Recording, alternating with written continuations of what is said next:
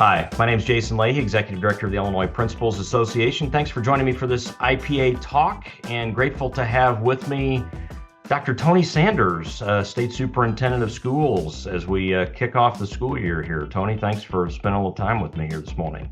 It's always a pleasure, Jason. I wouldn't miss it. This is our annual thing now that we That's do. true. Yeah, It's right. This is our third year together of doing this. that's right. Yeah, it's kind of a mid-August kind of thing as we're starting up the school year. Though I didn't make it this year, you're kind of dealing with the post-state fair hangover. I'm sure you're trying to recoup from that, especially the heat this year. I know it was a little bit oppressive, there, but that's just typical for the state fair, I suppose. But The yeah, heat was bad. Yeah. The first year, you probably recall, the first year I was very anxious, not anxious. I was very much looking forward to the state fair. So I spent almost every day of the state yeah, fair at the yeah. fairgrounds for at least a couple of hours. And then the second year, I scaled it back and I did maybe 7 or 8 days, 7 days, Hmm. a couple hours each time. This year, I didn't make it out nearly as much. It was too hot, and it was in the midst of the board meeting. Yeah, And as you know, we did a lot of work the last couple of weeks yeah, around you cut did. scores, and so that pulled me away from the state fair more than any other topic. So, Yeah. but all good stuff going on. Well, definitely a substantive issue. So let's just get right to it since you brought it up, Tony, right there with the cut scores and assessments. So, I know this was something that was extremely important to you. You were talking about this basically day one when you started as state superintendent a couple of years ago. So can you just kind of talk us through process and where we're sitting right now with our assessments and cut scores moving forward? Absolutely. It's important. And I mean, talking to principals, but for those who watch your program that are not principals, the challenge in Illinois was that we have set cut scores historically that exceed the national norms significantly. And you and I have had this conversation multiple times, Jason. We inadvertently send the message to a whole generation of kids that potentially were ready for college that they weren't ready for college. Yeah. And so, we had to fix that. I want to make it very clear we're all about high standards. I know IPA members are all about high Mhm. standards. Uh, this does not change the standards. Our learning standards remain the same. The things we expect teachers to do in our classrooms remain the same. The content remains the same. The difference is, again, we set a cut score that was significantly higher than what the college board says was college ready. Yeah.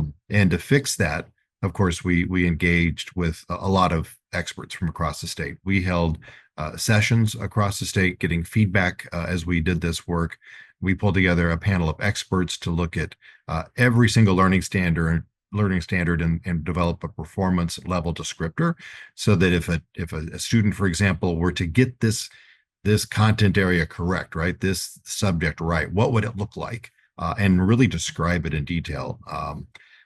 It's a great resource now, actually, for your principals to use as they're talking to teachers about each standard. So there's with this comes a lot of other tools. Just to put that as a side note. Sure. But at the end of the day, the board unanimously voted to approve this change in cut scores, to right size it. They also are grounded in college and career readiness, but it all becomes effective this next October with this next report card.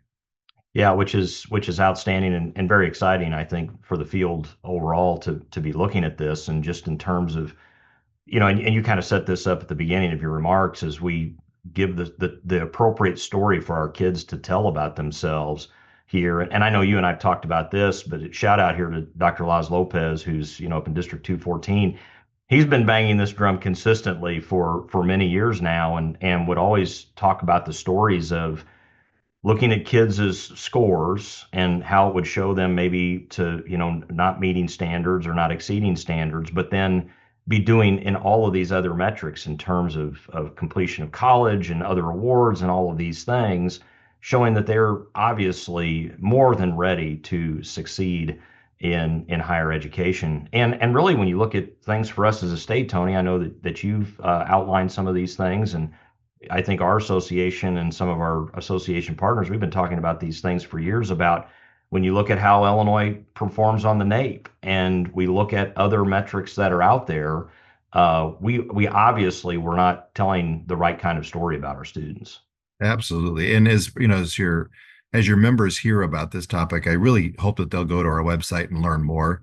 Uh, you know, the statistics that you and I used to talk about a lot is that 2/3 of our Illinois students graduate and go off to either a 2 or 4 year college within 1 year of graduating, Hmm. and do so in most instances without remediation. But yet, right, only 38% of our students are proficient in English language arts. Like those two numbers just they don't add up. The other thing that we need to dispel is this myth that a not being proficient means that you can't read or that you can't do math. Uh, Hmm. and that's a narrative we continue to hear, which is just not accurate. It just means you're not proficient in all elements of English language arts or in that area of math. It doesn't mean you can't read or that you can't do Right. rudimentary math. So, I think we have to start telling the stories about those students that we inadvertently said were not college ready, who proved us wrong. Hmm. Hmm. Absolutely. Well, because what you don't want is to discourage them inadvertently, right? By setting a standard that really is a measurement that's not appropriate for them. I think for us at least, when I think about my own children and the story it tells about them and that they think about for themselves is that it could be a problem and could be demotivating for them when they think about what their options are moving forward. So I'm grateful for this work and this efforts and everything else. So I think one of the things that people will naturally be thinking about, at least in those of us that are educators and working on all these things, Tony, what is closely linked to this is just the accountability system overall. So do you mind just chatting a little bit about the work that continues with that as we look at our accountability system, how the change in the cut scores impact those things, and kind of what your thinking is related to that now moving forward. Absolutely. So as we did the work around assessment changes, and when we gathered feedback from across the state, we also asked a lot of questions about our accountability system. Coming into this, one of the other things that I came in wanting to do is to blow up our accountability system and try to get away from the rank and sort to the extent that we can and move to a criterion reference system. Hmm. And so that's what we've been working toward. We gathered feedback from the field. It seems like the field really wants us to move towards a type of report card that they call profiles of performance, where we actually describe the types of performance that we would want to see in a school that would be labeled as exemplary or commendable. Hmm. And that way, it's clear targets for schools to hit. And then they would know what their label would be, right? So Yeah. that's really what we're working towards. And we're going to be coming out this fall with some additional details and doing another round of feedback for the public to tell us whether we got it right. So Yeah. that's underway right now. Well, I what's exciting when I hear about it, you frame it up that way, particularly being criterion based, is it's a target now all schools can hit, right? Because when you're doing the norm referencing and the ranking and the sorting and everything else, you deal with a situation where not everybody necessarily can hit the target there in that way. Now I know we have the federal, regulations that we currently have to follow under ESSA, where we still have the bottom 5% and some of that Yep, stuff that has to be dealt with. But that doesn't mean that we can't deal with our own state accountability in a little different way. absolutely. So what you're going to see when it comes out um, is a system that's different than what we currently have. It will not. I think we're looking at one that actually gives credit for not just proficiency but growth Yeah. for the first time ever. So that if you could be either a high proficiency district and be exemplary, but I also think that you should be able to reach those higher bands of whatever the labels will be. Hmm. If you have high growth, even if your proficiency isn't quite there. I think we need to reward and recognize the hard work schools have done in order to get students to move at a higher rate. Yeah. And so I think that needs to be recognized as well in our system. The other thing is, that I've talked a lot about is we've got to break apart this commendable band. The idea that 0% of students proficient is the same thing as 72% of kids being Yeah. proficient is just sends misleading data to our schools. Just Hmm. like we were telling kids, mislabeling kids and potentially leading them down the wrong path. I think we do the same thing when we lump together schools as commendable in that in that wide of a range. Well, I think that's fair for us to be thinking about that, and it really is for us to be honest with the public. I think that that's something that we have to consider. But I think though for schools, is there maybe when they hear that concerned about what does this mean for us with accountability across the board? If you are bringing growth in more strongly into the tool that's being used for accountability, that does provide a pathway for schools to still demonstrate the work that they're doing with young people. So, there is a bit of a counterbalance in that, I would say, as you just try to put the whole thing together. You can't look at any one of these things in isolation. Do you think that's a fair way of describing it? I would absolutely say that's a fair way to describe it. The other thing that I want to reassure all of our principals is that we're not getting rid of, or we're not going to move to a like an A to F system, Yeah. or that is just not the way we do things in Illinois. We want to label appropriately, but not in a way that is going to be perceived as that, that you're a failing school. Hmm. So, terms matter. So when we haven't finalized what those terms will be, but we will certainly be getting feedback on, as we're not only did we get the structure right, but do we have the labels right as well? Yeah. And so that'll be one of the pieces that we'll be looking for feedback on. Appreciate all of that. So, Tony, beyond assessments, beyond accountability for you, what are some other priorities that you've got here for this year coming? So it is a lot, actually. Our biggest work has been around the assessment and accountability work is all tied into Is that all? Is that all? that's all. Yeah, no. Well, it all Not comes that back that's to not enough. this vision of a statewide system of support where Mm. my moonshot here is that we want every school, like every school in every district to be engaged in continuous improvement activities, um, and becoming learning organizations. And I know you talk about this a lot. You've got your paradigm, you've got all the resources of for leaders that want to use your resources. Uh, we want that. We want to see that happening everywhere. Hmm. In every zip code, every student deserves to be in a school that is focused on continuous improvement. And so the accountability system and the assessment system need to support that work. They are legs of the stool of school improvement work. And so the biggest piece, and together you and I, and along with the Illinois Superintendents Association, the regional superintendents, and other groups have come together to develop a framework um, for continuous school improvement that we're going to put out there as a possible model. If Hmm. you have one that you're using already, you should continue using the one that you have. But if you don't have a model and you're starting from scratch, we want to give you the tools necessary to start those conversations locally. Yeah, yeah, that's great. Well, it's been good to be a part of those discussions and looking forward to those continuing to move forward. And obviously appreciate the alignment across the board here in the work that's being done. A couple of other things that I know too, Tony, that you and your team have been highly engaged with is the literacy plan, of course, and then also out of the success of the development of that plan and it moving forward, you have instructed your team to work on numeracy as well. Would you mind just sharing a little bit about kind of the status of those things? Absolutely. So we've been doing professional learning for leaders across the state about the literacy plan. We're hoping that I know a lot of principals have already gone through different sessions about the literacy plan and are starting to connect their work and start really starting to move in the direction of shifting their literacy practices within their schools. It's our hope that as we build that plan, if you recall, there's really a starting place for everybody that works in public education. So there's guidance for superintendents on how to incorporate the comprehensive literacy plan into your work. Same thing for principals, same thing for teachers. We really want this to become the way we do it in Illinois. Uh, we are not a state that tells people what curriculum to choose, what resources to choose, but we can give you a good framework of what works and what doesn't work.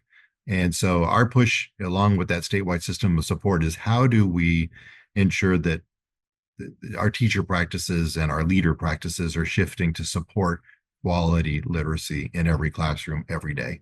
Hmm. Uh, and then at the same time, as we're continuing that work, to your point, our math scores have actually fallen further below our English language arts proficiency rates for, you know, decades.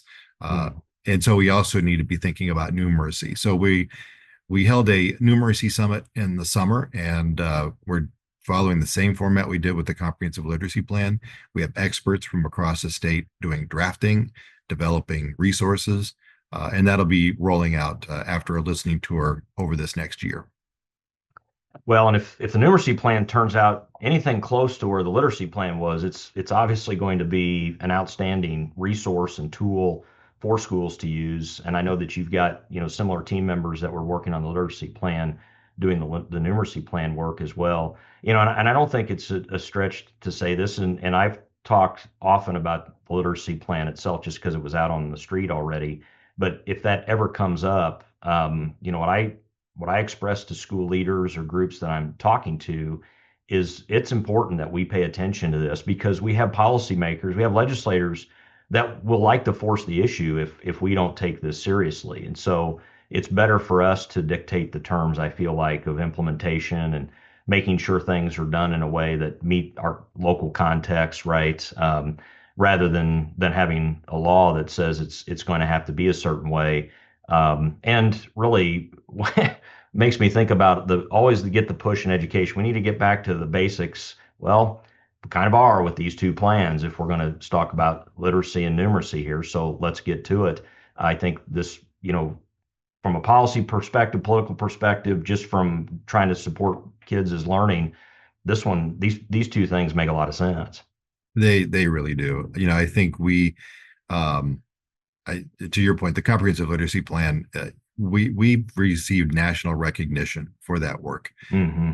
Unlike other states, again, that either dictate a specific curriculum, or you have to pick from specific curriculum that, if the state's going to invest in any way. We didn't do it that way. Illinois is still really a local control state. We want to continue to see that as the case. Like you, we stand up at ISB against unfunded mandates and curriculum mandates. Yeah. And but it does compel us to do the hard lift, right, of this continuous school improvement process, making sure that we're consistently looking at our results and adapting as necessary to determine, do we have a clear and viable curriculum? Do we have professional learning to support that curriculum? Hmm. Do we, all the things that you need to think about as you're a leader in a school.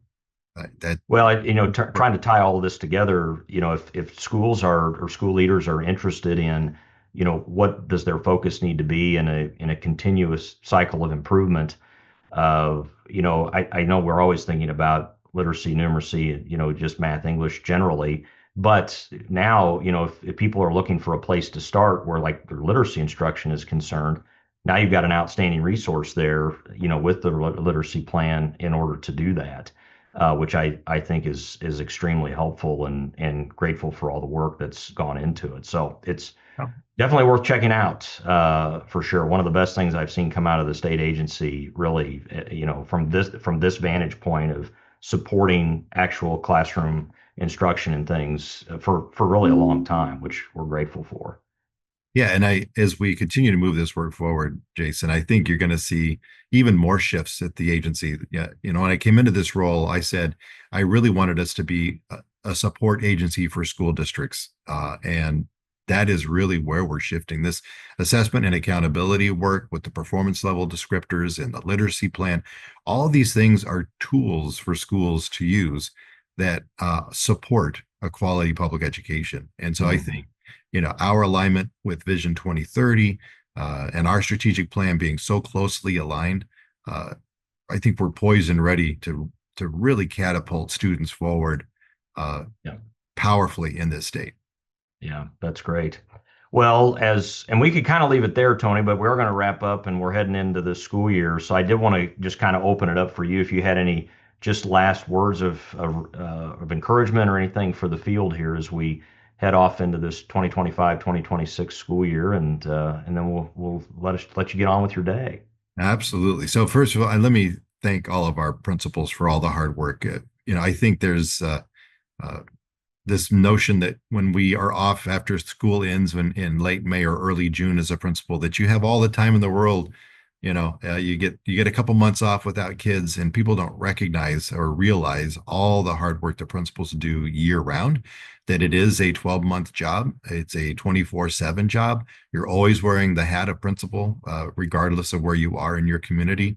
And so on behalf of the state board, just thank you for all the effort that you put into preparing for a wonderful 2025-26 school year.